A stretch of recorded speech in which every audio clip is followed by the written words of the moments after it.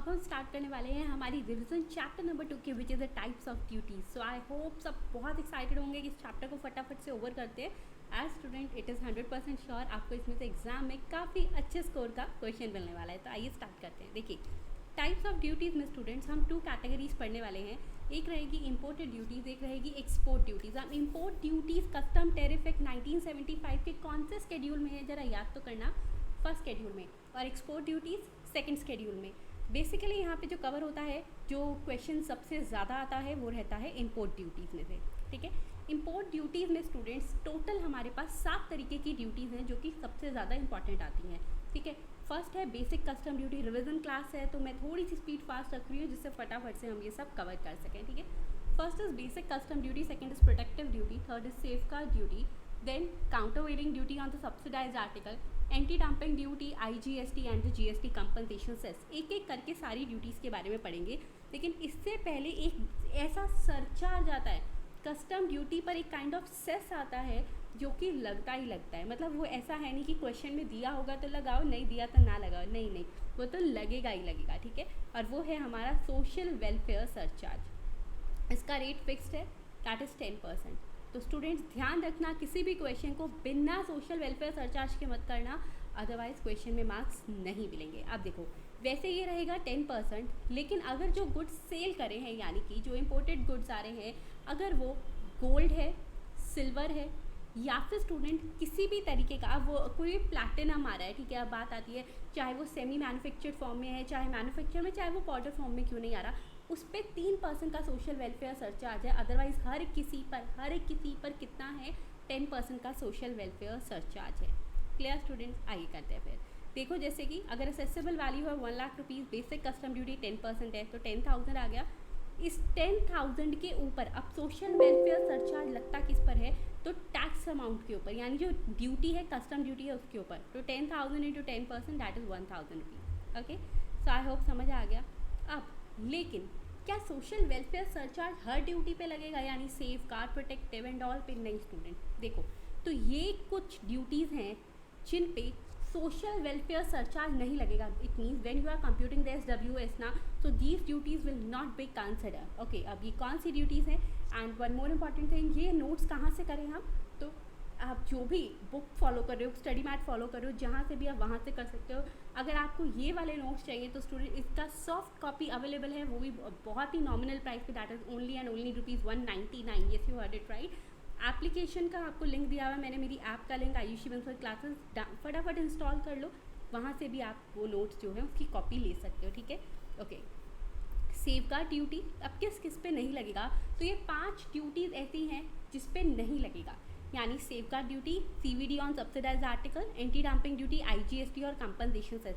इन पर social welfare surcharge नहीं लगता, बाकी सब पे लगता है। तो अगर सिंपल सी बात कहें तो लगता किस किस पर है दोस्तों, तो सिर्फ इन 2 ड्यूटीज़ पे, basic custom duty and protective duty. ठीक है, बस इन 2 पे लगेगा, बाकी वाले नीचे 5 पे नहीं लगेगा। लेकिन क्वेश्चन में ऐसा ही आता है कि किस पे नहीं लगेगा। ठीक है, तो वो 5 ड्यूटीज़ हैं जिन पे नहीं लग रहा। अब स्टूडेंट्स बात आती है बेसिक कस्टम ड्यूटी क्या होती है। ठीक है, तो बेसिक कस्टम ड्यूटी हमारे पास दी हुई है कस्टम एक्ट 1962 के सेक्शन नंबर 12 में, अब कस्टम टैरिफ एक्ट के सेक्शन नंबर 2 में, क्योंकि वहाँ उन्होंने रेट बता दिया।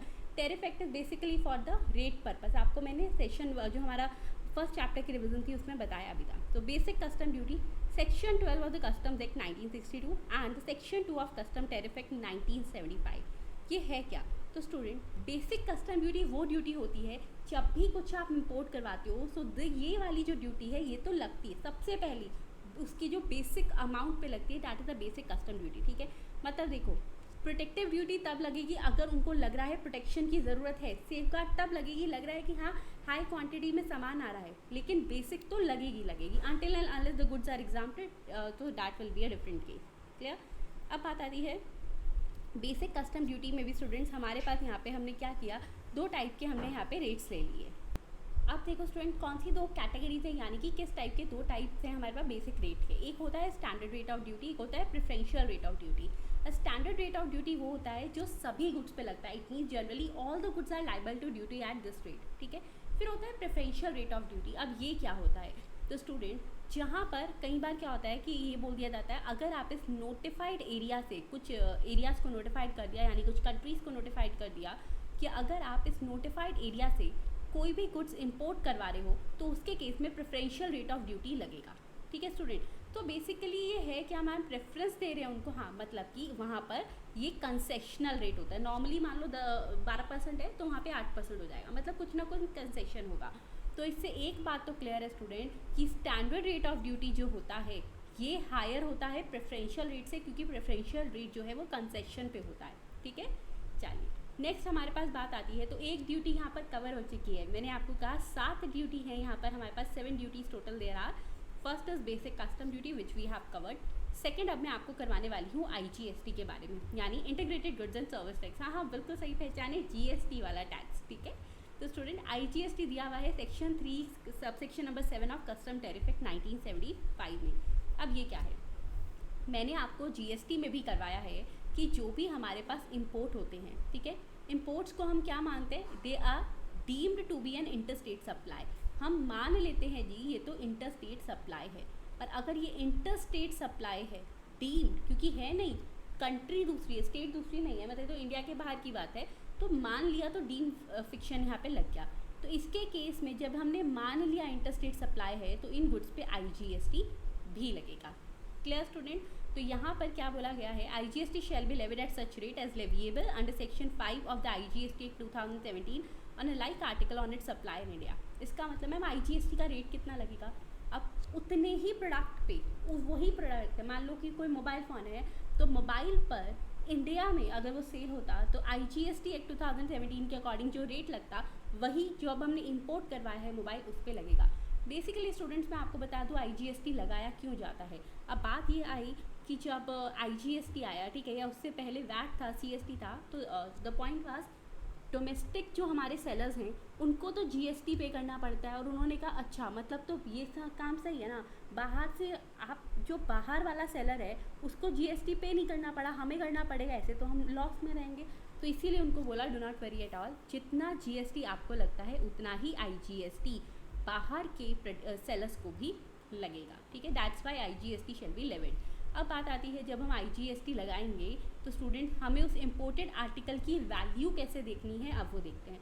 बात आ रही है मैम क्वेश्चन में कैसे आएगा, क्वेश्चन में प्रैक्टिकल क्वेश्चन आएगा तो दिया हुआ होगा कि 18% लगाओ या 12% लगाओ, जैसे भी रेट्स होंगे, ठीक है, तो वो दे के रखेंगे। बट एक बार देखो कि उसकी वैल्यूएशन कैसे करनी है। पहली बात तो students, the value of the imported article determined under section 14 subsection 1 of the customs act 1962 और tariff value of such article as the case में भी। ये क्या कह रहे हैं, आप उस वैल्यू को लो जो कि कस्टम्स एक्ट 1962 ने सेक्शन 14 में डिटरमाइन करी है। ठीक है, नॉर्मल वैल्यू सबसेक्शन 1 और उसकी टेरिफ वैल्यू किसमें होती थी, सबसेक्शन 2 में। ध्यान आ गया, पढ़ा रखा है आपको सारा कुछ। फिर स्टूडेंट्स या फिर आप देख लो कि कोई भी ड्यूटी ऑफ कस्टम जो कस्टम्स एक्ट 1962 में चार्ज होता हो सेक्शन 12 में, ठीक है, उसके बेसिस पे, या फिर any sum chargeable on that article under any law for the time being in force as an addition to and in the same manner. अब वो क्या कह रहे हैं कि और किस पर यहाँ पर लगना है। बेसिकली दे आर सेइंग कि IGST जो है वो कौन कौन से गुड्स पे लगेगा। तो एक तो स्टूडेंट उस वैल्यू पे लगेगा जो कि हमने सेक्शन 14 सबसेक्शन 1 या 14 सबसेक्शन 2 में डिटरमाइन करी। सेकेंड, हमने जो बेसिक कस्टम ड्यूटी लगाई है सेक्शन 12 में जो लगी है, यानी सेक्शन 12 में क्या लगा, बेसिक कस्टम ड्यूटी, उस पर भी IGST लगेगा।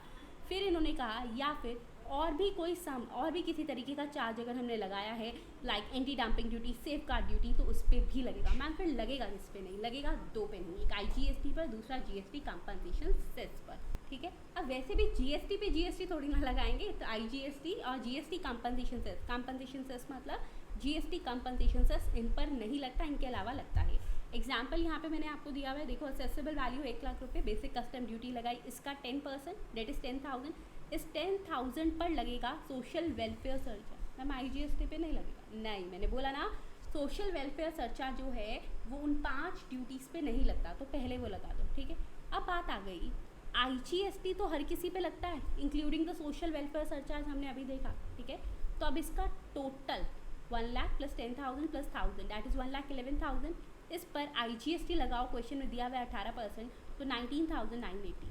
इसका मतलब हमने टोटल कितने अमाउंट के टैक्सेस पे करे हैं, 10,000 प्लस 1,000 प्लस 19,980 दैट इज़ 30,980। ठीक है, अब आता है मैम इसमें से इनपुट टैक्स क्रेडिट कितने का मिलेगा। IGST वाले पार्ट का, क्योंकि GST का ITC मिलता है, क्या था क्या, तो यानी 19,980 का। ओके स्टूडेंट्स, चलिए अब बात आती है हमारे पास कि मान लो, ठीक है, where the goods deposited in a warehouse, अगर गुड्स जो है उनको स्टूडेंट्स क्या किया गया, उनको वेयर हाउस में पहले डिपॉजिट कर दिया गया, ठीक है, और साथ में क्या किया उन्होंने, साथ में स्टूडेंट वेयर हाउस से वेयर हाउस में किसी को सामान बेच दिया, यानी क्लियरेंस नहीं ली होम कंजम्पशन के लिए, ठीक है, और क्या किया, वहीं की वहीं किसी और पर्सन को सेल आउट कर दिया। उसके केस में वैल्यू कैसे देखेंगे हम कि हम IGST कितने अमाउंट पर लगाएं, क्योंकि उसमें हमने सेल होम कंजम्पशन में नहीं लाया। तो स्टूडेंट जहाँ तो सभी के सभी गुड्स सेल हो गए, सारे 10 लाख की गुड्स थे, 10 के सेल हो गए, तो इन डैट केस स्टूडेंट्स वहाँ पर हमने इस प्रोविज़न के बेसिस पे, यानी जैसे हम असेसिबल वैल्यूज़ निकालते हैं वो वैल्यू, या फिर transaction value of such goods, transaction value मतलब जिस पर हमने सेल परचेज लिया है, जिस पे हमने इंपोर्ट करवाया है, जो भी ज़्यादा वैल्यू है उसको कंसिडर करेंगे, विच एवर इज हायर। अगर part of the good sold हुए तो हम उसकी प्रोपोर्शनेट वैल्यू ले लेंगे। लेकिन ध्यान रखना, हाउएवर, जहाँ पर students where the whole of the warehouse goods or any part thereof are sold more than once before such clearance for home consumption, अगर होम कंजम्पशन करवाने से पहले, ठीक है, वो more than once sell out हुए थे, मतलब एक बार सेल हुए, फिर दोबारा उसके बाद नहीं हुई ट्रांजेक्शन कंप्लीट, या फिर पार्टली उन्होंने किसी और को ज़्यादा सेल करे, ठीक है, कुछ भी है, मोर देन वंस ऐसे सेल हो गए थे, तो in that case transaction value क्या लें, तो स्टूडेंट जो लास्ट ट्रांजेक्शन हुई है उसकी ट्रांजेक्शन वैल्यू लेंगे। मतलब जहाँ हमने ये बात करी ना कि अगर सारे के सारे गुड सेल हो गए तो आप उसकी ट्रांजेक्शन वैल्यू ले लो। इन्होंने कहा एक से ज़्यादा बार वो पहले सेल हुए हैं, तो लास्ट वाली ट्रांजेक्शन थी उसकी ट्रांजेक्शन वैल्यू लेनी है। क्लियर? ग्रेट, चलो ठीक है। इसी के साथ स्टूडेंट्स हमारा एक और सेस यहाँ पे खत्म होता है, विच is the IGST integrated goods and service tax. तो इसको भी टिक आउट कर लें कि हमने ये भी कर लिया। ओके, आइए स्टूडेंट, सो देखो अभी तक हमारे पास हमने यहाँ पे 7 टैक्सेस के बारे में बात करी है, एक और सोशल वेलफेयर सरचार्ज तो है ही, तो इसमें से basic custom duty cover out हो चुकी है, IGST कवर आउट हो चुका है, सोशल वेलफेयर सरचार्ज भी इनफैक्ट कवर आउट हो चुका है। तो देखा जाए तो 8 ड्यूटीज़ कवर हो गई। ठीक है, आइए अब बात करते हैं हम हमारी थर्ड ड्यूटी की। थर्ड ड्यूटी है स्टूडेंट्स, इसमें थर्ड टैक्स है GST कंपनसेशन सेस। मैम ये GST कंपनसेशन सेस है क्या? एक तो ये बड़ा समझ नहीं आता, आइए फिर समझा देते हैं ना, आइए समझा दूंगी। ठीक है, तो स्टूडेंट GST कंपनसेशन सेस क्या है? जब स्टार्टिंग में GST आया तो अब ये लगा कि स्टेट्स के रेवेन्यू का देखो लॉस तो होएगा ही। क्यों? पहले जहाँ पे डबल टैक्सेशन था वो नहीं है, कैस्केडिंग ऑफ टैक्सेस है, तो उसकी वजह से तो उन्होंने कहा एक काम करते हैं, इस लॉस को पूरा करने के लिए कुछ लग्जीरियस या फिर डीमेरिट कमोडिटीज़ लाइक पान मसाला, टोबैको, एरेटेड ड्रिंक्स, ठीक है, इन सब पे एडिशनल सेस लगा देते हैं, GST compensation cess. GST compensation cess starting में स्टूडेंट्स ये माना गया था कि 2017 में GST आया तो उससे 5 साल तक ये सेस चलेगा। अब आपको लग रहा होगा मैम वो ख़त्म करें इसको, नहीं स्टूडेंट, क्या है अब उसको और फर्दर एक्सटेंड कर दिया है। तो स्टार्टिंग में 5 ईयर्स था, पेपर में लिखना भी 5 ईयर्स है, बट प्रैक्टिकली अभी और ज़्यादा एक्सटेंड हो गया है। ठीक है, तो हाँ इसके बाद में आ सकता है पेपर में। अब ऐसा कोई भी आर्टिकल जो कि इंडिया में आ रहा है और स्टूडेंट जिस पर कि अगर इंडियन मैन्युफैक्चरर ने सेल आउट किया होता तो उस पर GST कंपनसेशन सेस लगता, तो ये सब आप बाहर से मंगवाओगे तो भी वो GST कंपनसेशन सेस लगेगा। क्लियर?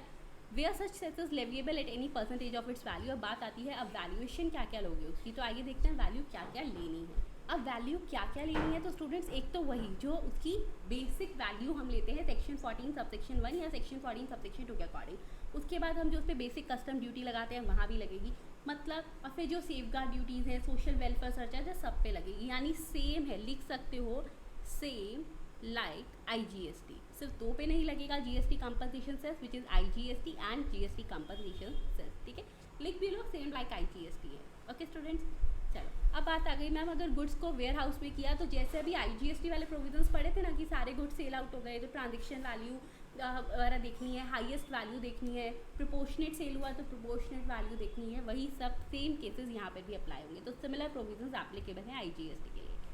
अब स्टूडेंट्स ध्यान रखना मैम GST कंपनसेशन सेस का क्या ITC मिलता है? हाँ, जो भी GST का पार्ट है उसका तो ITC मिलेगा ना, वो तो आपकी GST रिटर्न में शो हो ही रहा होगा। ओके, तो अब है शेड्यूल 3 ऑफ CGST एक्ट 2017। क्या था ये? Negative list. याद आ गया ना, भूल नहीं सकते। हाँ बहुत अच्छे से करी है, बहुत बार करी है। नेगेटिव लिस्ट, नेगेटिव लिस्ट में यहाँ पे स्टूडेंट्स कस्टम के भी दो पार्ट्स इंक्लूड थे कि ये दोनों नेगेटिव लिस्ट का पार्ट है, यानी इनको जीएसटी में आएंगे ही नहीं। द रीज़न बिंग ना तो ये सप्लाई ऑफ गुड्स है ना ही ये सप्लाई ऑफ सर्विसेज है। तो पहला आता है इसमें अब जो कस्टम का पार्ट था, यानी 7th और 8th point, supply of warehouse goods to any person before clearance for home consumption. यानी उन्होंने कहा वेयर हाउस में सामान पड़ा हुआ है, होम कंजम्पशन के लिए क्लियर नहीं हुआ, पहले ही किसी को सेल आउट कर दिया, तो इसको ना तो हम सप्लाई ऑफ गुड्स मानेंगे ना ही supply of services under the GST act. It means the schedule 3 negative list, ठीक है। तो इस पर जीएसटी का कोई टैक्स नहीं लगेगा। फिर कहा supply of goods by the consignee to any other person by endorsement of documents of title to the goods after the goods have been dispatched from the port of origin located outside India but before clearance for home consumption. अब ये क्या है, consignor ने, देखो students ध्यान से, 8th point schedule 3, ठीक है, यहाँ पे पोर्ट है, सामान आ गया, इस पोर्ट से चल गया था, लेकिन स्टूडेंट्स होम कंजम्पशन के लिए क्लियर नहीं हुआ। आउटसाइड इंडिया के पोर्ट से सामान चला, पोर्ट पे आया, होम कंजम्पशन के लिए क्लियर नहीं हुआ। कंसाइनी ने, कंसाइनी कौन होता है, जिसको हम सामान देते हैं भाई वहाँ तक लेकर जाना, उस पर्सन को दे देना, ठीक है। तो पहले ही जो टाइटल था किसी को एंडोर्स कर दिया, यानी किसी और को सेल आउट कर दिया सामान, तो in that case also negative list. Clear. अब आई होप स्टूडेंट्स आप सबको जीएसटी कंपनसेशन सेस भी अच्छे से समझ आ गया होगा, तो एक बार उसको भी टेक आउट कर लेंगे, आइए करते हैं, ठीक है। सो द फर्स्ट पेज पर आ जाओ students, that is a GST compensation cess be done. हाँ, ऐसे हमें क्लियर होता रहेगा ना कि भाई ये भी हो गया, ये भी हो गया। चलो, तो basic custom duty, social welfare surcharge, IGST and the GST compensation cess have been done. उसके बाद बात आती है नेक्स्ट टैक्स पढ़ते हैं। अब यहाँ पर आ जाइए, प्रोटेक्टिव ड्यूटी। प्रोटेक्टिव ड्यूटी किस में दिया हुआ है, बहुत अच्छे से हमने की हुई है। Protective duty to protect the industry of any industry, याद आ गया ना, यस। तो प्रोटेक्टिव ड्यूटी है student section 6 of the custom tariff act 1975 में। प्रोटेक्टिव ड्यूटी क्यों लगाई जाती है, तो किसी भी इंडस्ट्री को अगर लग रहा है ना कि जो इम्पोर्ट हो रहा है ना इससे इस पर्टिकुलर इंडस्ट्री को खतरा है, तो उस इंडस्ट्री को बचाने के लिए उस प्रोडक्ट पे प्रोटेक्टिव ड्यूटी लगा देते हैं। तो in order to protect the interest of any industry which is established in India, central government protective duty लगा देगा, ठीक है। अब सेफ गार्ड ड्यूटी और प्रोटेक्टिव ड्यूटी में कंफ्यूज नहीं होना, इसीलिए इसको हाईलाइट करो यहाँ पर कि it is to protect the interest of any industry, ठीक है। हमें लग रहा है कि ये सामान इतना ज़्यादा इंडिया में आ रहा है कि हमारी अपनी इंडस्ट्री जो डोमेस्टिक मैन्युफैक्चर, पूरी इंडस्ट्री, मान लो मोबाइल फ़ोन है, ठीक है, तो मोबाइल की पूरी industry, not a particular company, पूरी इंडस्ट्री खतरे में है। तो उनको बचाने के लिए ना इम्पोर्टेड सामान पर एक एक्स्ट्रा टैक्स लगा देते हैं, जिससे इम्पोर्टेड सामान की वैल्यू बढ़ जाती है, लोग कम खरीदते हैं फिर, ठीक है। That is the protective duty, ठीक है। चलो, अब बात आती है government imposes such duty on recommendation. Ma'am वो लगाती कैसे है, तो उनको रिकमेंड करता है, कौन रिकमेंड करता है, टैरिफ कमीशन। ये टैरिफ कमीशन इस्टेब्लिश हुआ था टैरिफ कमीशन एक्ट 1951 में, ठीक है। नेक्स्ट आता है ये ड्यूटी कब से कब तक मतलब किस दिन जो है इफेक्ट में आएगी, तो student this duty is effective only and only inclusive of the date if any specified in the first schedule of the tariff. First schedule यानी इम्पोर्ट ड्यूटीज़ के बारे में, तो जो भी डेट इम्पोर्ट ड्यूटीज़ के केस में लिखी हुई है प्रोटेक्टिव ड्यूटी के लिए, उस दिन से ये जो है इफेक्टिव हो जाएगा, ओके। अब आता है मैं मान लो 7 जून लिखी थी, तो क्या ये 7th जून होगी क्या, हाँ, inclusive of this date also which is specified in the first schedule. Clear. So I hope students यहाँ भी आपको अच्छे से समझ आ गया होगा। हाँ जी, बस इतना ही था हमारे पास प्रोटेक्टिव ड्यूटी का पार्ट बी। आइए एक बार इसको फटाफट से टेक आउट कर लेते हैं, ठीक है। So we have covered the protective duty also, ठीक है। कहीं कोई डाउट्स आ रहे हैं तो please definitely you can message me out on the YouTube and you can ask your doubts. Plus साथ में मेरे बहुत सारे सोशल मीडिया हैंडल्स का मैंने लिंक दिया हुआ है डिस्क्रिप्शन में, तो वो भी आप ज्वाइन कर सकते हो और वहाँ पे भी डाउट्स क्लियर कर सकते हो। और हाँ, वीडियो तो आई होप आपने लाइक करी दी होगी, but yes do not forget to subscribe my channel also. अगर अच्छी लग रही है, लाइक नहीं करी तो लाइक कर दो, कमेंट कर दो, शेयर कर दो, ठीक है। आइए अब नेक्स्ट ड्यूटी करते हैं। तो अब हम नेक्स्ट ड्यूटी के बारे में बात करते हैं विच is the safe guard duty, ठीक है। सो आई होप स्टूडेंट्स अभी तक जितनी भी ड्यूटीज़ हमने टैक्सेस पढ़े, टाइप्स ऑफ ड्यूटीज़ पढ़ी हैं, अच्छे से समझ आ रहा होगा, और कोई भी डाउट्स है तो आप साथ साथ में क्लियर भी कर रहे होंगे, ठीक है। आ जाइए फिर सेफ गार्ड ड्यूटी के पास। अपनी अपनी बुक्स में सेफ गार्ड ड्यूटी निकाल लीजिए। सेफ गार्ड ड्यूटी का सेक्शन नंबर ज़रूर याद कर लेना, क्योंकि बहुत बार सिर्फ इसका सेक्शन नंबर लिख कर भी क्वेश्चन आया हुआ है, ठीक है। तो safeguard duty section 8B of customs tariff act 1975 and yes one more important thing, these provisions are applicable for both the syllabuses, that is syllabus 2016 as well as syllabus 2022। जो 2016 में separate extra topics हैं वो मैं last में आपको वो भी करवा दूँगी, ठीक है। तो मतलब इसी सेशन के लास्ट में।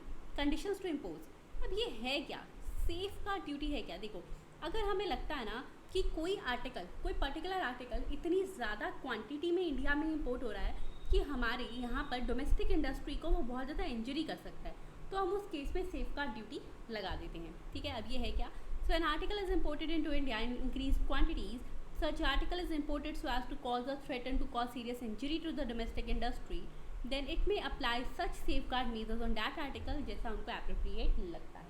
ठीक है, तो अब बात आती है कि यहाँ पर जो टैक्स पॉइंट है, वो टैक्स पॉइंट क्या रहता है स्टूडेंट्स? तो the safeguard measures shall include, उसमें क्या क्या मेजर्स होंगे, मतलब हमने कहा सेफगार्ड मेजर्स एप्लीकेबल कर देते हैं। सेफगार्ड मेजर्स यानी उनको एक तरीके से सेफगार्ड करने के लिए different types of measures applicable होते हैं। तो वो कौन कौन से हैं? पहला होता है including imposition of safeguard duty, यानी आप सेफगार्ड ड्यूटी लगा दो। सेकंड होता है स्टूडेंट्स टैरिफ रेट कोटा लगा दो, या फिर और कोई भी मेजर लग रहा है उनको कि भाई अगर ऐसा करेंगे सेंट्रल गवर्नमेंट को लग रहा है तो ये जो इतनी इंक्रीज क्वांटिटी आ रही है इससे हमारी डोमेस्टिक इंडस्ट्री को कोई इंजरी नहीं होगी, तो वो भी लगा सकते हैं। अगर अब बात आती है मैम ये प्रोटेक्टिव और सेफगार्ड में अंतर नहीं समझ आ रहा, तो देखो स्टूडेंट, सेफगार्ड ड्यूटी जो है ना, ये इन फॉलोइंग कंडीशंस अगर ये सेटिस्फाई हो गई तो फिर सेफगार्ड ड्यूटी एप्लीकेबल नहीं होती, इम्पोज नहीं होती। ठीक है, आइए स्टूडेंट, पहली बात तो अगर वो आर्टिकल आ कहाँ से रहा है, और आपको मैं एक बात बता दूँ, protective duty is basically for a particular industry. ठीक है, तो वो इंडस्ट्री स्पेसिफिक बेस्ड है। सेफगार्ड ड्यूटी में वो कुछ आपको बता रहे हैं कि अगर आर्टिकल देखो किसी डेवलपिंग कंट्री का कंट्रीज से आ रहा है, ये डेवलपिंग हमारे पास स्टूडेंट देखो कंट्रीज़ को तीन कैटेगरीज में डिवाइड करते हैं। एक होती है डेवलप्ड, ठीक है, एक होती है डेवलपिंग जो अभी डेवलप हो रही है, लाइक आर इंडियन इकॉनमी, वो अभी डेवलप हो रही है, पूरी डेवलप नहीं हुई है। ठीक है, डेवलप्ड नहीं है। एक होती है अंडर डेवलप्ड, क्या होती है? Under developed. ठीक है, तो स्टूडेंट्स यहाँ पर बोला गया इंडिया कौन सी इकॉनमी है? अभी डेवलपिंग स्टेज पर है। तो अगर जो आर्टिकल आ रहा है वो डेवलपिंग कंट्री या कंट्रीज से आ रहा है, ठीक है, तो और साथ ही साथ में क्यूमुलेटिव कंडीशन इज, पहली बात तो वो कहाँ से आ रहा है, हम इस पॉइंट को अराइज ही कब करेंगे, व्हेन, जब वो आ रहा है डेवलपिंग कंट्री से। अब मैम ऐसे तो डेवलपिंग कंट्री से वो कितना मर्जी आएगा चलेगा क्या? नहीं, नहीं चलेगा।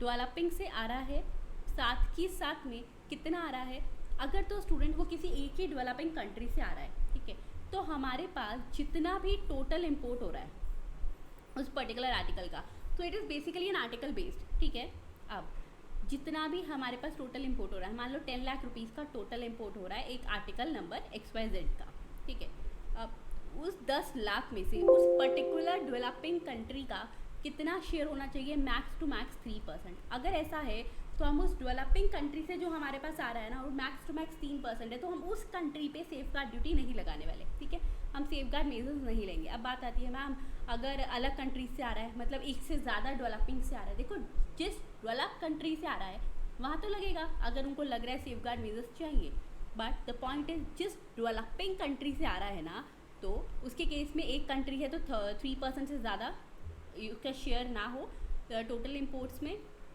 और अगर more than one developing country से वो आर्टिकल आ रहा है तो इन दैट केस स्टूडेंट सब कंट्रीज़ का मिला के, यानी सब डेवलपिंग कंट्रीज़ का मिला के शेयर 9% होना चाहिए, max to max. It means it does not exceed 9% of the total imports. Clear? ठीक है, लेकिन अगर सेंट्रल गवर्नमेंट को लगता है, देखो वही सेम लाइन बोला था क्लास मैंने, सब में लिख देना, हाउएवर सेंट्रल गवर्नमेंट को में exam such quantity of any article when imported from any country और टेरिटरी इनटू इंडिया, अगर उनको लगता है सेंट्रल गवर्नमेंट को, तो वो इसको एग्जाम कर सकते हैं किसी पर्टिकुलर, वो पूरी पेमेंट से भी, यानी पूरे सेफगार्ड ड्यूटी से भी एग्जाम हो सकता है और part of the safeguard duty से भी। क्लियर? अब बात आती है मैम ये तो समझ आ गया कि ये सेफगार्ड ड्यूटी क्या होती है, आ गया? ओके, तो आपको बता दो स्टूडेंट इस पार्ट पे से डेट इज 3% और 9% पे से मैक्सिमम टाइम क्वेश्चन आता है, तो it's very very very very very important. Clear? चलो फिर आता है मैम वो टेरिफ रेट कोटा क्या था, बिल्कुल आइए वो भी पढ़ लेते हैं। तो टेरिफ रेट कोटा जो होता है student is use as a safeguard measure. Central government क्या करती है, सेंट्रल गवर्नमेंट जब वो टेरिफ रेट कोटा को चूज़ करती है कि इसको सेफगार्ड मेजर की तरह अप्लाई करो, तो देखो स्टूडेंट्स पहले टेरिफ रेट कोटा का मतलब समझो, ये क्या होता है, जब भी गवर्नमेंट चाहती है कि उसको टेरिफ रेट कोटा यूज़ करना है एज अ सेफगार्ड मेजर, तो वो एक अपर लिमिट लगा देते हैं कि उस पर्टिकुलर कंट्री से हमारे इंडिया में इससे ज़्यादा इम्पोर्ट नहीं होगा। ठीक है, लेकिन अब बात आई मैम अगर गवर्नमेंट ने गलत लगा दिया, मतलब ऐसे कर दिया 1% या 0.5%, फिर क्या करें? तो स्टूडेंट्स सेंट्रल गवर्नमेंट जो है वो कितने कोटा से नीचे फिक्स नहीं कर सकती, मतलब मिनिमम टू मिनिमम उतना कोटा रखना पड़ेगा। तो it shall not fix such quota lower than the average level of imports in the last 3 representative years for which stats are available. ठीक है, जिन लास्ट 3 ईयर्स का स्टैट्स यानी डेटा हमारे पास अवेलेबल है उनका एवरेज निकाला जाएगा और उससे नीचे का कोटा फिक्स नहीं हो सकता, मतलब उससे तो ऊपर का ही होगा। ठीक है, सो डोंट वरी, मतलब जो इम्पोर्ट करवाते हैं डोंट वरी। अब बात आ गई, लेकिन मैम अगर मान लो कुछ ऐसा, हाँ अगर अनलेस उनको लग रहा है कि नहीं नहीं हम इतना भी नहीं कर सकते, इससे भी सीरियस इंजरी हो रही है, तो in that case they can stop it out. ठीक है, वो उससे भी कम कर सकते हैं। फिर बात आती है, तो अब वो क्या करेगी स्टूडेंट? सेंट्रल गवर्नमेंट में allocate such tariff rate quota to supplying countries having a substantial interest. वो कंट्रीज को जो है ये टैरिफ रेट कोटा जो है वो उनके लिए एलोकेट कर सकते हैं। ठीक है, नेक्स्ट आता है again a very important point, provisional safe guard duty. अब ये क्या है स्टूडेंट्स? कई बार ऐसा होता है ना, हम सुनते हैं अभी कोई पर्सन स्टूडेंट क्लास 12 में एंड ही और she is taking admission in the CMA और द CA और the CS courses on the provisional basis. मतलब अभी उन्होंने 12th क्लियर नहीं करी है, बोर्ड का रिजल्ट नहीं आया। ठीक है, हाँ बोर्ड का रिजल्ट, बोर्ड का वही सारे सपने याद आ गए जो बोर्ड रिजल्ट के टाइम पे होते थे। आई होप CMA के टाइम पे भी यही होते होंगे, है ना? CS CMA कोर्सेज ऐसे हैं students, I think her course ऐसा है, not just these courses, her course ऐसा है। जब क्लियर भी कर लेते हैं ना, तो ट्रस्ट मी क्लियर करने के बाद आज तक भी ड्रीम्स में वही दिखता है, अरे पेपर देने जा रहे हैं, लेट हो गए क्या, ऐसा कुछ। ठीक है, चलिए सो jokes apart, provisional safeguard duty क्या होती है? तो सेफगार्ड ड्यूटी को प्रोविज़न बेसिस पे भी लगा सकते हैं। इसका मतलब स्टूडेंट्स अगर उनको लग रहा है ना गवर्नमेंट को कि हमें लग रहा है, हमें प्रिलिमिनरी हमने डिटर्मिनेशन कर लिया है कि ये इंपोर्ट अगर हमारे इंडिया में आया ना ये इंजरी करेगा, अभी तक आए नहीं है इम्पोर्ट बट हमें लग रहा है ऐसा होगा, so on the basis of a preliminary determination कि इंक्रीज इम्पोर्ट्स जो हैं वो थ्रेटन करेंगे हमारी डोमेस्टिक इंडस्ट्री को, तो they can apply the provisional safeguard measures. लेकिन प्रोविजनल सेफगार्ड मेजर्स मैम कितने टाइम के लिए? इंस्टीट्यूट ने भी बोला है प्रोविजन बेसिस पे रजिस्ट्रेशन एक पर्टिकुलर डेट तक होगा। ठीक है ना, एक पर्टिकुलर टाइम लिमिट देते हैं। तो in this case also they have said जब अप्लाई हुआ था उससे मैक्स टू मैक्स 200 डेज तक। ठीक है, for more than 200 days they can apply the provisional safeguard duty.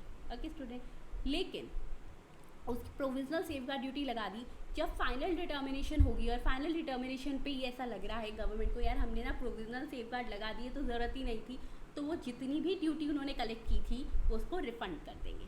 ठीक है, अब बात आती है ड्यूरेशन ऑफ इम्पोजिशन, मतलब जब सेफगार्ड ड्यूटी लगाई जाएगी, I am talking about the safeguard duty not of the provisional safeguard duty. ठीक है, एक्चुअल सेफगार्ड ड्यूटी जब लगाई गई तो वो कितने सालों के लिए लगाई जाएगी? तो स्टूडेंट्स ये लगाई जाती है 4 ईयर्स के लिए। ठीक है, जब 4 साल हो जाते हैं तो it shall be cease to expire, मतलब उससे ज़्यादा नहीं होती, हाँ एक्सटेंड करवाते हैं तो होती है, वो भी बताती हूँ। तो 4 साल तक लगाई जाती है, अगर उससे पहले कोई रीज़न था रिवोक कर दी तो वो वहीं ख़त्म हो जाती है। ठीक है, क्या इस 4 साल को एक्सटेंड भी करवा सकते हैं? हाँ करवा सकते हैं। कितने टाइम तक? टू 10 ईयर्स, यानी 6 साल और extend, total time period 10 years. Okay, next आता है स्टूडेंट्स हमारे पास सेफगार्ड ड्यूटी या प्रोविजनल सेफगार्ड ड्यूटी जो है वो किस पे नहीं लगती? तो जो आर्टिकल्स इंपोर्ट करवाए जा रहे हैं 100% EOU या फिर कोई यूनिट है HCZ में, तो उन पर ये नहीं लगती। कुछ कंडीशंस है जहाँ पे लगती है, डैट इज़ अनलेस उनके लिए कोई नोटिफिकेशन निकाल दी थी कि भाई इन पे लगेगी, अदरवाइज नहीं। नोटिफिकेशन नहीं लिखती तो 100% EOU या HCZ के किसी यूनिट ने कुछ इंपोर्ट करवाया है तो उन पर ये ड्यूटी एप्लीकेबल नहीं होगी। क्लियर? या फिर मैम और कौन सा केस है जहाँ पर EOU या HCZ पे भी हो सकती है? आइए स्टूडेंट देखते हैं। तो देखो, अब ऐसा लग रहा है कि EOU 100% EOU ने, ठीक है, या फिर SCZ ने। अच्छा, ये EOU का मतलब क्या होता है? Export oriented undertaking. ठीक है, इनका काम ही ये है कि एक्सपोर्ट के लिए बनाई गई है। या फिर SCZ स्पेशल इकोनॉमिक जोन का कोई यूनिट है। उन्हें लग रहा है स्टूडेंट कि ये जो आर्टिकल इन्होंने इंपोर्ट करवाया है ना, इसको इस तरीके से क्लियर करवाया है। ठीक है, क्लियरेंस ऐसे ली है इसकी कि ये DTA में यानी डोमेस्टिक टेरिफ एरिया में इसको लाएंगे। अब डोमेस्टिक टेरिफ एरिया में ला रहे हैं तो मतलब एक्सपोर्ट तो कर नहीं रहा EOU, और SCZ भी इसको डोमेस्टिक मार्केट के लिए यूज़ करने वाला है। या फिर तो उस केस में सेफगार्ड ड्यूटी लग सकती है। या फिर स्टूडेंट सेकंड थिंग इज, अब उन्होंने मान लो कॉटन इंपोर्ट करवा ली।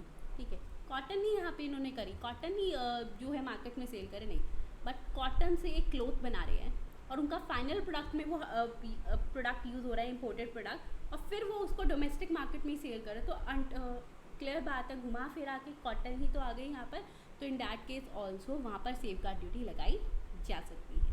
क्लियर? Safe guard duty. अब आता है नेक्स्ट MCQ में जो आपको क्वेश्चन मिलता है कि ये जो प्रोटेक्टिव ड्यूटी है और जो सेफ गार्ड ड्यूटी है, ठीक है, ये किसके बेस पे है? तो students, protective duties industry specific, वो पर्टिकुलर इंडस्ट्री पे लगती है, और safe guard duty particular product पे लगती है, ठीक है, कि कोई भी इंडस्ट्री इस प्रोडक्ट को नहीं बेच कर सकती, ठीक है। तो safeguard duties product specific tick कर लो, बहुत इंपॉर्टेंट है। Article specific, product specific, MCQ में मिलेगा ये।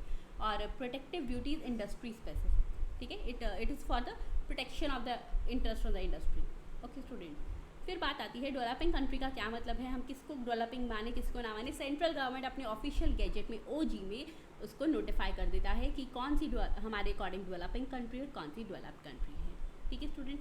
हम डोमेस्टिक इंडस्ट्री का क्या मतलब होता है, तो डोमेस्टिक इंडस्ट्री का मतलब होता है वो इंडस्ट्री जो कि स्टूडेंट, वो प्रोड्यूसर्स जो कि इंडिया में अपना प्रोडक्ट बना रहे हैं, ठीक है, या फिर अगर हम बात करें producers as a whole of the like article और directly competitive article in India, या फिर जिनका कलेक्टिव आउटपुट ऐसा है स्टूडेंट्स की उनके टोटल प्रोडक्शन में से मेजर शेयर जो है वो इंडिया में ही रहने वाला है, ठीक है। सीरियस इंजरी का क्या मतलब है, मतलब वो ऐसा कुछ थ्रेट वहाँ पे ले आएंगे कि उसकी वजह से डोमेस्टिक इंडस्ट्री जो है ओवरऑल इम्पेयर हो जाएगी, यानी काफ़ी उसका लॉस हो जाएगा, ठीक है। नेक्स्ट आता है थ्रेट ऑफ सीरियस इंजरी, मतलब कि अरे भाई खतरा लग रहा है, इमिनेंट डेंजर लग रहा है कि सीरियस इंजरी होगी। इसी के साथ स्टूडेंट्स खत्म होता है यहाँ पर हमारा एक और टॉपिक, विच इज़, कौन सा टॉपिक करा हमने अभी, ये द सेफ गार्ड ड्यूटी, ठीक है। सेफ गार्ड ड्यूटी बहुत बहुत बहुत इंपॉर्टेंट है, so please just tick it out right now. Okay students, चलिए एक बार सेफ गार्ड ड्यूटी पे भी टिक कर लें, टिक इट आउट। तो सेफ गार्ड ड्यूटी भी हो गई। इट मीन्स अब हमारे पास इंपोर्टेड आर्टिकल्स में सिर्फ 2 ड्यूटीज बची हैं, CVD on the subsidize article and the anti dumping duty. Both are very interesting, let's do it, ठीक है, लेट्स रिवाइज इट। मैं तो स्टूडेंट्स आपको बोला ये you can do it from your books, और अगर आपको ये नोट्स चाहिए तो it is available E book उनकी, मतलब इनकी ई नोट्स जो है that is soft copy available है सिर्फ और सिर्फ इंट्रोडक्टरी प्राइस दैट इज ₹199, ठीक है, 200 भी नहीं है, तो आप वो भी जाकर ज्वाइन कर सकते हो, ऐप का लिंक डिस्क्रिप्शन में दिया हुआ है। अब आता है CVD on the subsidize article, that is section 9 of the custom tariff act 1975। ये क्या है स्टूडेंट, एनी कंट्री और territory page or bestows directly or indirectly any subsidy upon the manufacture, production therein or the exportation therefrom, तो in that case क्या होगा, CVD लगेगा। Ma'am ये क्या था, देखो अगर हमें लग रहा है, ठीक है, मतलब हमें मतलब कि सेंट्रल गवर्नमेंट को लगता है कि ये जो कंट्री है ना, ये बिना मतलब के इस पर्टिकुलर पर्सन को क्या कर रही है स्टूडेंट, वो इस मैन्युफैक्चरर को या फिर जो प्रोडक्शन कर रहा है प्रोड्यूसर को आर्टिकल प्रोड्यूस करने के लिए या मैन्युफैक्चर करने के लिए कोई सब्सिडी दे रहे हैं। और क्यों दे रहे हैं वो, कि जिससे कि इंडिया में वो प्रोडक्ट आए, ठीक है, या फिर वो कह रहे हैं अच्छा आप आर्टिकल जो है एक्सपोर्ट कर रहे हो, इंडिया में इंपोर्ट होगा, चलो हम आपको ट्रांसपोर्टेशन पे सब्सिडी देते हैं, प्रोडक्शन पे सब्सिडी दे रहे हैं, एक्सपोर्ट पे सब्सिडी दे रहे हैं, ठीक है। So in that case Indian government कहेगी रुक जाओ, थामा, ठीक है, हम क्या कर रहे हैं, इनका प्राइस ऐसे कम ना हो, वैसे तो हमारी डोमेस्टिक इंडस्ट्री को लॉस होगा, तो हम यहाँ पर लगाते हैं CVD, that is countervailing duty on the subsidised article, यानी जिस आर्टिकल पे सब्सिडी मिली थी उसका CVD लगा दो, ठीक है। तो इसकी कुछ कंडीशंस क्या है, पहली बात तो आर्टिकल इंडिया में इंपोर्ट होना चाहिए, हम दूसरी कंट्री के बारे में डिसीजन नहीं ले सकते दोस्तों। वो आर्टिकल जो है वो डायरेक्टली या इनडायरेक्टली उस कंट्री से आना चाहिए जहाँ पे मैन्युफैक्चर या प्रोडक्शन हुई है, ठीक है। हाँ, डायरेक्टली इनडायरेक्टली मैम क्यों, क्योंकि सब्सिडी वहीं दी है ना, मैन्युफैक्चर, प्रोडक्शन, ट्रांसपोर्टेशन पे। और student, the article is imported in the same condition as when exported from the country of manufacture. इसका मतलब क्या है, मतलब हमने कहा वो जो मैन्युफैक्चरर की वहाँ से आना चाहिए कंट्री से, अच्छा मैन्युफैक्चरर ने कॉटन मैन्युफैक्चर करी थी, दूसरी कंट्री को भेजी, वहाँ से क्लॉथ आया, वो इंडिया में आया, घुमावदार नहीं, तो स्टूडेंट वो उसी कंडीशन में आना चाहिए, इंडिया में इंपोर्ट होना चाहिए जिस कंट्री में मैन्युफैक्चरर की कंट्री से एक्सपोर्ट हुआ था। क्लियर, चलो अच्छा बात आई मैम थोड़ा बहुत चेंज भी नहीं हो सकता, थोड़ा बहुत चेंज अलाउड होता है, बट ये ना हो कि पूरी की पूरी उसकी सिचुएशन ही चेंज हो जाए, ठीक है। अब कितनी ड्यूटी लगेगी स्टूडेंट, तो जितनी सब्सिडी दी गई थी उससे ज़्यादा की ड्यूटी नहीं लगेगी, ठीक है, क्योंकि बेसिकली वो सब्सिडी का इफेक्ट खत्म कर रहे हैं ना, तो जितनी सब्सिडी थी उससे ज़्यादा नहीं, सेंट्रल गवर्नमेंट उससे ज़्यादा नहीं लगाएगी। टैक्स पॉइंट क्या है, पहली बात तो इम्पोजिशन की ड्यूरेशन क्या है, कितने टाइम के लिए लगेगी, तो 5 साल के लिए। इससे पहले रिवोक हो गई तो हो गई, कोई प्रॉब्लम नहीं है। एक्सटेंड करवा सकते हो फर्दर 5 ईयर्स के लिए, यानी टोटल फिर यहाँ 10 ईयर्स हो गया, ठीक है। नेक्स्ट आता है अब स्टूडेंट, लेकिन यहाँ पे क्या किया जाता है, जब 5 ईयर्स होते हैं, ख़त्म होता है, कंक्लूजन होने वाला होता है, उससे पहले ना एक रिव्यू कर लेते हैं। और अगर उनको लगता है कि भाई अभी तो रिव्यू चल रहा है, आगे एक्सटेंड करें ना करें, कैसे करें, क्योंकि एक्सटेंड तो गवर्नमेंट अपनी मर्जी से करेगी ना, कोई इम्पोर्टर या एक्सपोर्टर थोड़ा ना रिक्वेस्ट करेंगे एक्सटेंड कर दो, नहीं ना, उन पर तो ड्यूटी लग गई है। आई होप इतनी फास्ट स्पीड में पढ़ा रही हूँ कि अब आप क्लास को 1.5x या फिर 2x पे जाकर नहीं देख रहे हो, सिंपल क्लास देख रहे हो, ठीक है ना। अच्छा स्टूडेंट, अब वो क्या करते हैं, उन्होंने ना एक रिव्यू इनिशिएट कर रखा है, लेकिन अभी वहाँ पे डिटर्मिनेशन हुई नहीं, पेंडिंग है आउटकम। तो in the meanwhile period, that is when the outcome is pending ना, तो इन दैट केस भी स्टूडेंट्स ये जो ड्यूटी है CVD ये लगी रहेगी, लेकिन कितने टाइम के लिए लगी रहेगी, तो फर्दर पीरियड की लगेगी, लेकिन 1 साल से ज़्यादा नहीं, ठीक है students, clear. Now further the said duties revoke temporarily. अब बात आ गई मैम, अगर टेम्परेरी बेसिस पे उन्होंने रिवॉक कर दिया तो इन दैट केस क्या होगा, पीरियड ऑफ सच रेवोकेशन, जो रेवोकेशन टेम्परेरी बेसिस पे रिवॉक करी थी, परमानेंट नहीं करी, अभी रोकी थी यार, हमें कुछ डाउट्स लग रहा है, रोकना जरा ड्यूटी, तो 1 साल से ज़्यादा नहीं रुक सकती, ठीक है। अब ये जो CVD है, ये कोई भी और टैक्स है उसके एडिशन में लग रही है, ऐसा नहीं है कि अगर प्रोटेक्टिव ड्यूटी लग गई तो CVD नहीं लगेगी, क्लियर। अब स्टूडेंट नेक्स्ट आता है हमारे पास, ये सब जो है गवर्नमेंट के मीनिंग्स दिए हुए हैं कि गवर्नमेंट ग्रांट कब मानेंगे, किस तरीके से सब्सिडी मानेंगे, तो ये हमने कर रखा है। आई होप ये आपको अच्छे से पता भी है, फिर भी मैं चलो एक बार आपको रिवाइज करवा देती हूँ। सब्सिडी कब मानेंगे कि उस गवर्नमेंट ने, वहाँ की गवर्नमेंट ने इनको सब्सिडी दी है, अगर गवर्नमेंट ने एक्सपोर्टिंग या प्रोड्यूसिंग कंट्री की गवर्नमेंट, एक्सपोर्टर की कंट्री ने कोई फाइनेंशियल कंट्रीब्यूशन दिया। मैम फाइनेंशियल कंट्रीब्यूशन कैसा, गवर्नमेंट ने ये कह दिया था हम आपको डायरेक्टली कुछ फंड ट्रांसफ़र कर रहे हैं, ठीक है, या फिर हम आपको किसी तरीके से कोई रेवेन्यू दे रहे हैं जो आपसे वापस कलेक्ट नहीं किया जाएगा, या फिर गवर्नमेंट ने कोई गुड्स या सर्विसेज दे दी है उनको, तो वो भी सब्सिडी हो गई ना, उनको लेना नहीं पड़ा मार्केट से, या फिर उनको कोई पेमेंट्स कर दी है कि आप एक काम करो, हम आपको फंडिंग मैकेनिज्म में ये पेमेंट्स कर रहे हैं, ठीक है। अब बात आती है मैम और किस तरीके से गवर्नमेंट सब्सिडी दे दे, गवर्नमेंट एक्चुअल में ग्रांट दे रही है, ठीक है, और वो जो ग्रांट है वो इनडायरेक्टली या इनडायरेक्टली जो है उस एक्सपोर्ट की वजह से हमने उसने दिया है गवर्नमेंट ने, ठीक है, तो भी यहाँ पर क्या होगा, माना जाएगा वहाँ पे सब्सिडी मिली है। या फिर सेंट्रल गवर्नमेंट ने इंक्वायरी करी और उनको लग रहा है कि यहाँ पर तो क्या है, हमें CVD लगा देनी चाहिए। क्यों लगानी चाहिए, क्योंकि उनको ऐसा लगता है कि इन्होंने जो हमें डिस्क्रिप्शन दी है ना वही ऑल्टर करके दिया, और उस पे या उन्होंने हमें क्या किया, आर्टिकल जो है अनअसेंबल्ड कर दिया या फिर किसी तरीके से डिसेंबल्ड कर दिया, मतलब इस तरीके से भेज दिया कि आर्टिकल की कंट्री चेंज लग रही है, लेकिन आर्टिकल तो वहीं से है जहाँ से सब्सिडी दी थी, अरे लगाओ फिर यहाँ पे भी CVD, ठीक है। या फिर स्टूडेंट जब सेंट्रल गवर्नमेंट ने इंक्वायरी करी तो उनको लगा कि यहाँ पर CVD लगाना ज़रूरी है, यस, तो इन दैट केस ऑल्सो वो CVD लगा सकते हैं। फिर बात आती है absorption of CVDs have to be taken place, मतलब ये क्या कह रहा है, आइए समझते हैं। इसका मतलब आता है कि कब कब माना जाएगा कि CVD का एब्जॉर्प्शन हो रहा है। अब देखो हुआ क्या कि अगर एक्सपोर्ट प्राइस डिक्रीज़ हो रहा है, एक्सपोर्ट प्राइस डिक्रीज़ हो रहा है, इसका मतलब जिस प्राइस पे इंपोर्ट करवाया जा रहा है, लेकिन स्टूडेंट इसका जो इफेक्ट है ना वो इंडिया में रीसेल प्राइस पे नहीं आया, तो इसका मतलब जो CVD है वो वहाँ पर एब्जॉर्ब हो रही है। तो उन सर्कमस्टांसेस या फिर कोई और सर्कमस्टांसेस जो रूल्स ने दे दी, तो मैम एब्जॉर्प्शन के केस में गवर्नमेंट क्या करेगी, गवर्नमेंट डिटर्मिनेशन करेगी। अब उनको लग रहा है फाइनल डिटर्मिनेशन के बाद कि हमने तो सब्सिडी से ज़्यादा CVD ले ली, तो जो भी पार्ट है वो उसको रिफंड आउट कर देंगे। क्लियर स्टूडेंट्स, चलिए आइए नेक्स्ट अब आ जाते हैं हम। Now the next point is, क्या हम इस ड्यूटी का रेट्रोस्पेक्टिव इफेक्ट लगाएंगे। रेट्रोस्पेक्टिव इफेक्ट का मतलब होता है कि क्या हम पहले से ये ड्यूटी लगा सकते हैं। मान लो टुडे इज़ 28 जून, तो क्या हम इसको 26 जून से लगा सकते हैं, इम्पोज कर सकते हैं, यस कर सकते हैं, लेकिन रेट्रोस्पेक्टिव इफेक्ट के लिए एक डेट बता दी है, नहीं आप 10 साल पहले से लगा दो, नहीं।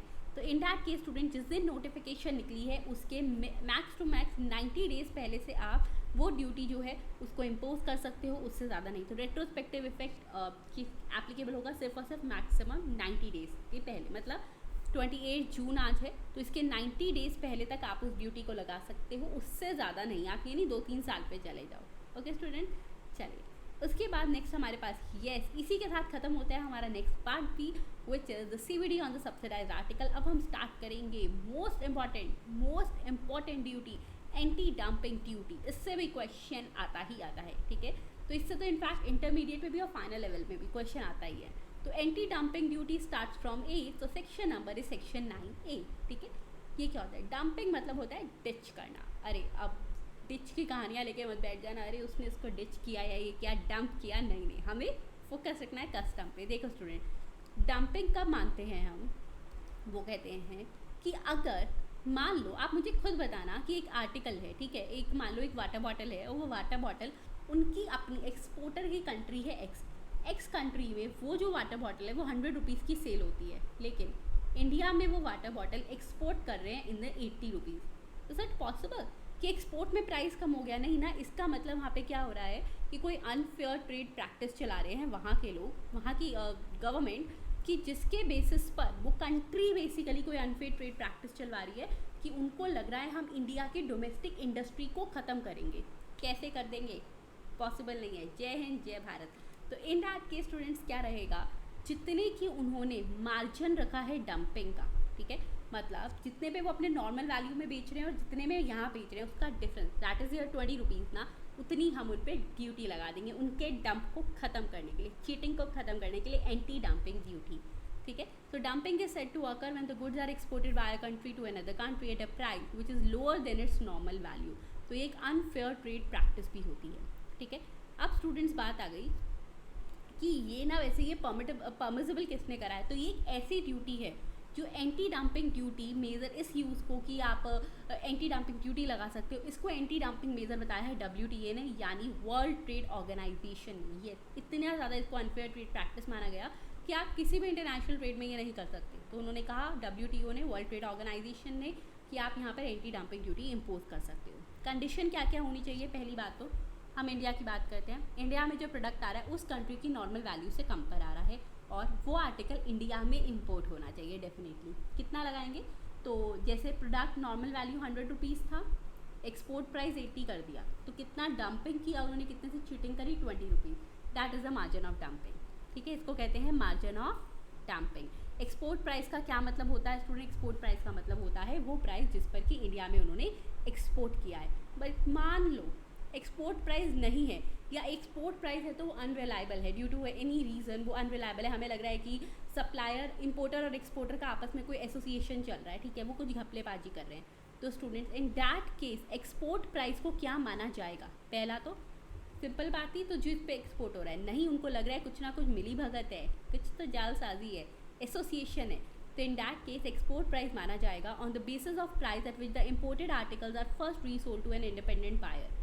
मतलब ये मानेंगे कि अब जो इम्पोर्टेड आर्टिकल है उसने जिस प्राइस पर फर्स्ट रीसेल करा, यानी चिंतामणि ने जेम्स से सामान मंगवाया, चिंतामणि ने जब अपने इंडिपेंडेंट बायर, आगे मान लो ढोलक को सेल करा, तो जिस प्राइस पे सेल करा वो देखेंगे। और मान लो अगर प्राइस रीसेल नहीं हुआ, इंडिपेंडेंट बायर को, रिलेटिव्स को ही सेल हो रहा है, तो इन दैट केस स्टूडेंट्स क्या माना जाएगा? हम रीजनेबल बेसिस के बेस पे वहाँ पर उसकी एक्सपोर्ट प्राइस निकाल लेंगे, ठीक है। तो पहला तो आ गया, दिया हुआ है तो वही ले लो, नहीं दिया हुआ घपलेबाजी लग रही है तो इंडिपेंडेंट बायर को फर्स्ट जो रीसेल हुआ है वो प्राइस लेंगे, वो भी नहीं है तो हम जो भी हमें डिटर्मिनेशन लग रहा है, रीजनेबल मीन्स लग रहे हैं, रीजनेबल बेस लग रहा है, उसके बेस पे निकाल लेंगे, ठीक है। नॉर्मल वैल्यू का क्या मतलब होता है? जो उसने अपनी कंट्री में जिस प्राइस पे सेल कर रहा है, तो जो भी कंपेरेबल प्राइस है। अब मान लो स्टूडेंट्स कि मैम अगर लाइक आर्टिकल का दिया हुआ है, हाँ मतलब वो नहीं है, उसके जैसे किसी आर्टिकल का हमें नॉर्मल वैल्यू पता चल रही है तो हम वो भी ले सकते हैं। लेकिन मान लो लाइक आर्टिकल की भी वहाँ पे कोई सेल नहीं है, तो उनकी डोमेस्टिक इंडस्ट्री में, डोमेस्टिक मार्केट में फिर क्या करें student? So in that case normal value दो बेसिस पे ली जाती है। हमने बहुत ज़्यादा ये इन डिटेल किया हुआ है क्लासेस में, तो अभी मैं रिविज़न में इसको फटाफट से करवा रही हूँ, ठीक है। पहला तो हम लेंगे लाइक आर्टिकल का कंपेरेबल रिप्रेजेंटेटिव प्राइस, ठीक है। कब? जब वो स्टूडेंट्स, अब हमें नहीं पता कि उनकी मार्केट में कितने में सेल हो रहा है, लाइक आर्टिकल भी नहीं पता, ठीक है, उनकी मार्केट में नहीं पता ना, तो ये निकाल लो कि उस कंट्री से किसी थर्ड कंट्री में जब वो सब प्रोडक्ट सब सेल होता है, एक्सपोर्ट होता है, तो उसका क्या प्राइस ले रहे हैं, उसको कंपेरेबल रिप्रेजेंटेटिव प्राइस ले लीजिए। या फिर सेकेंड हम लेंगे उसका कॉस्ट ऑफ प्रोडक्शन प्लस उसमें reasonable additions for any kind of expenses, selling expense, admin expenses, ठीक है, और साथ ही साथ में उसमें प्रॉफिट ऐड कर लेंगे। दोनों में से जो भी हायर है that shall be taken as the normal value, ठीक है। समझ आ गया ना? चलो ग्रेट। फिर भी कोई डाउट आ रहा है तो definitely you can ask me, ठीक है। फिर बात आती है ma'am duration of imposition, same है यहाँ पर CVD जैसी 5+5G, ठीक है, पहले रिवोक कर दिया तो ठीक है, वरना 5+5 है। और सेम ये CVD जैसा ही रहता है कि रिव्यू इनिशिएट करेंगे, पेंडिंग डिटर्मिनेशन चल रही है तो इन दैट केस वो उसको फर्दर लगा सकते हैं, बट नॉट एक्सीडिंग 1 ईयर। और अगर टेम्प्रेरी बेसिस पे उसको रिवॉक किया तो 1 साल से ज़्यादा रिवॉक नहीं होगा। क्लियर। अब बात आती है ये CVD के एडिशन में रहती है। पहले ही बोला CVD ऐसा नहीं है CVD लगी तो एंटी डंपिंग नहीं लगेगी, नहीं जी, एडिशन में है, दोनों भी लग सकती हैं। ओके। अब students where the central government, उनको ये लग रहा है कि यहाँ पर CVD और कब एंटी डंपिंग ड्यूटी कब लगा सकते हैं, और ज़्यादा मार्जिन ऑफ डंपिंग नहीं है, बट फिर लग रहा है उनको लग रहा है इन्होंने जो प्रोडक्ट भेजा है ना उसका नेम डिस्क्रिप्शन ऑल्टर कर दिया, चेंज कर दिया, अनअसेंबल्ड डिसअसेंबल्ड पार्ट में भेज दिया। मतलब हमसे चालाकी, अरे हमसे चालाकी नहीं कर सकते, वी आर इंडिया, जय हिंद जय भारत, ठीक है। तो जय हिंद जय भारत। तो उस केस में भी स्टूडेंट्स ये लगा देंगे यहाँ पर क्या, एंटी डंपिंग ड्यूटी, ठीक है। चलिए, फिर वही बात आती है कि इसका एब्जॉर्प्शन कब माना जाएगा कि एब्जॉर्प्शन हो गया है। अगर एक्सपोर्ट प्राइस डिक्रीज हो गया लेकिन उसका जो है कोई इफेक्ट नहीं पड़ा, मतलब students without any commensurate change in the cost of production of such article और export price of such article to countries other than India. ये क्या कह रहा है, वो कह रहा है वहाँ पे एक्सपोर्ट प्राइस डिक्रीज कर दिया। अच्छा, मतलब जितने में हमें सेल कर रहे हो वो तो डिक्रीज कर दिया, लेकिन तुमने डिक्रीज करा कैसे, वहाँ पे तुम्हारी कॉस्ट ऑफ प्रोडक्शन में कोई कमी नहीं आई, ठीक है, वहाँ पे कोई तुम्हारा मतलब कुछ ऐसा नहीं हुआ कि रॉ मटेरियल सस्ता हो गया या कुछ है, ठीक है, और तुम और कंट्रीज़ को भी सेम प्राइस पे भेज रहे हो, फिर ये चल क्या रहा है तुम्हारा। तो in that case it means वहाँ पर क्या हो रहा है, एब्जॉर्प्शन हो रहा है एंटी डंपिंग ड्यूटी का, ठीक है। फिर बात आता है क्या एंटी डंपिंग ड्यूटी भी प्रोविजनल बेसिस पे लग सकती है। प्रोविजनल बेसिस पे सिर्फ 2 ड्यूटीज़ लगी यहाँ पे तक, सेफ गार्ड और एंटी डंपिंग, ठीक है, और कोई प्रोविजनल बेसिस पे नहीं लगी थी।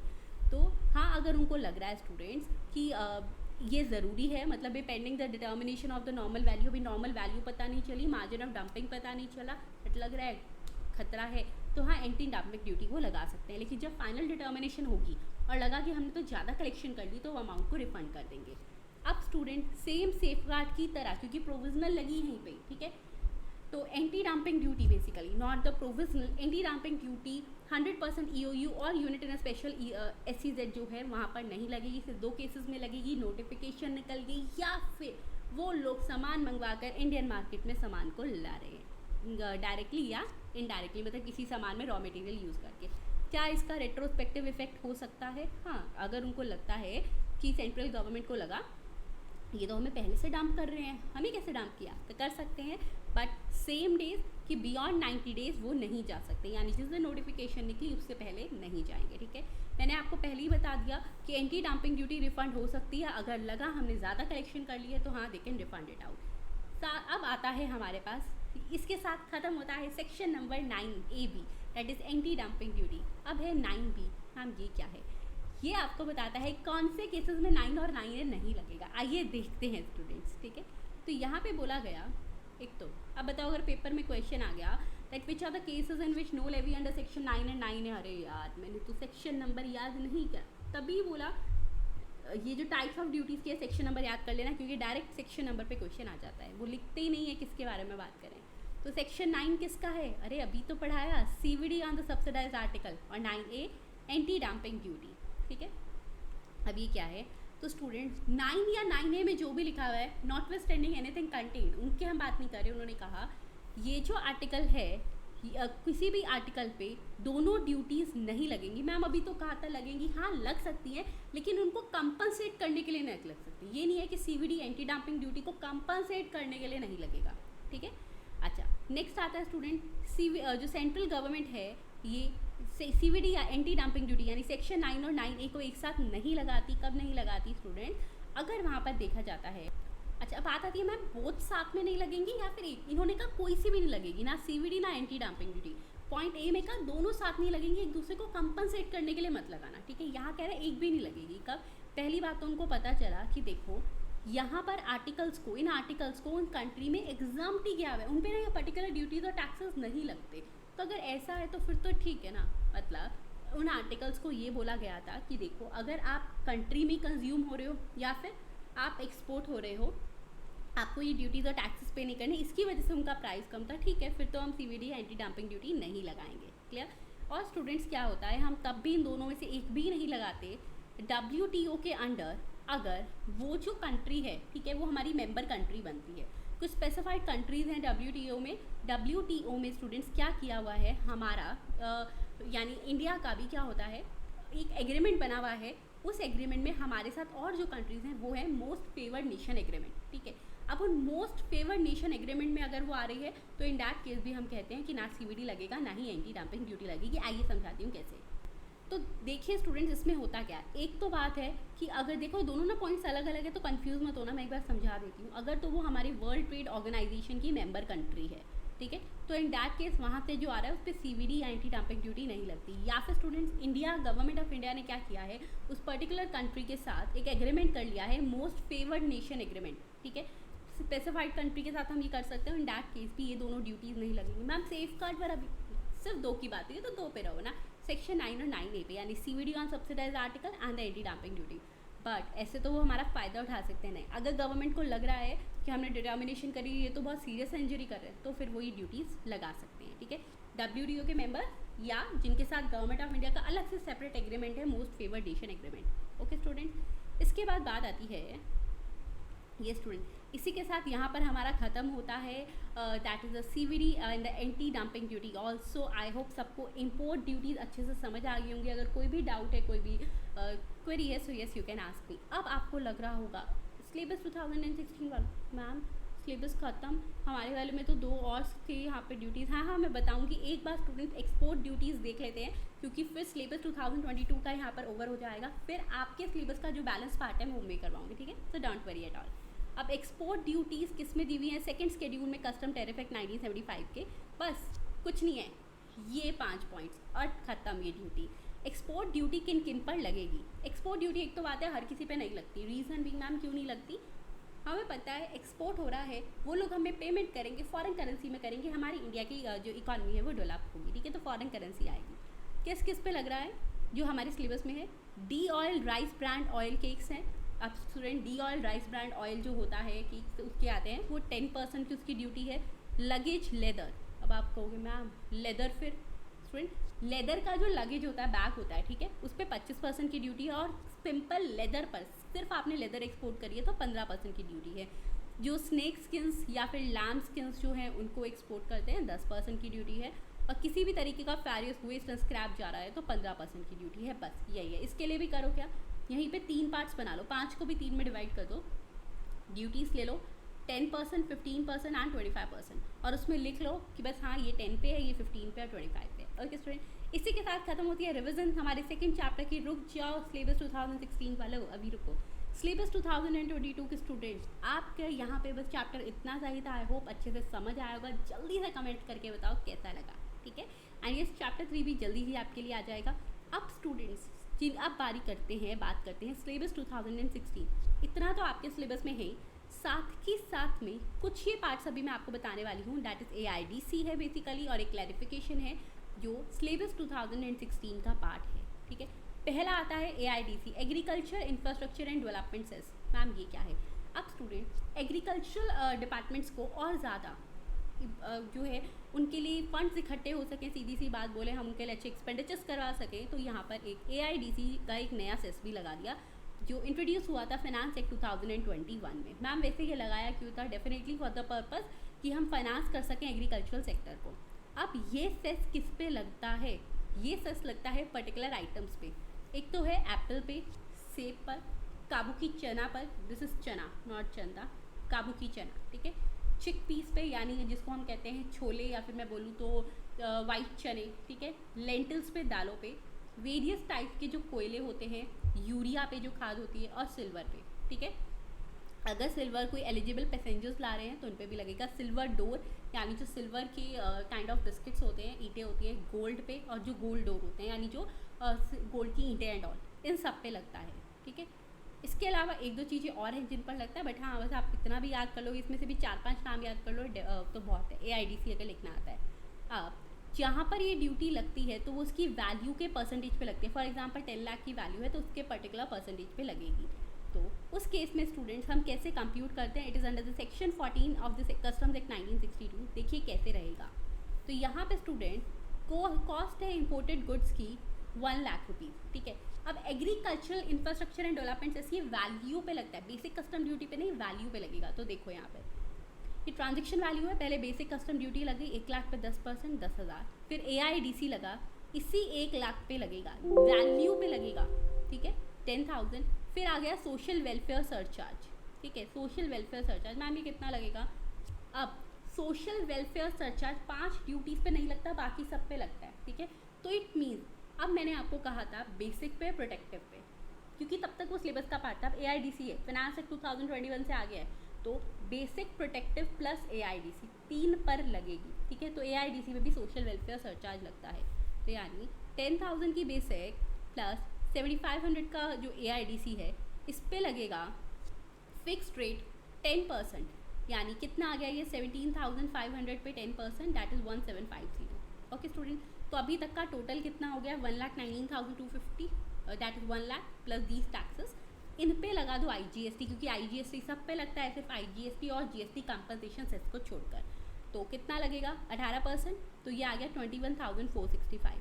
फिर GST कंपनसेशन सेस लगा दो, again on the same value, क्योंकि IGST पे नहीं लगता, तो 17,888, this is the total value. ध्यान से IGST और GST कंपनसेशन सेस का ITC मिलता है और किसी का नहीं मिलता है। ये था AIDC, यहाँ होता है खत्म, ठीक है।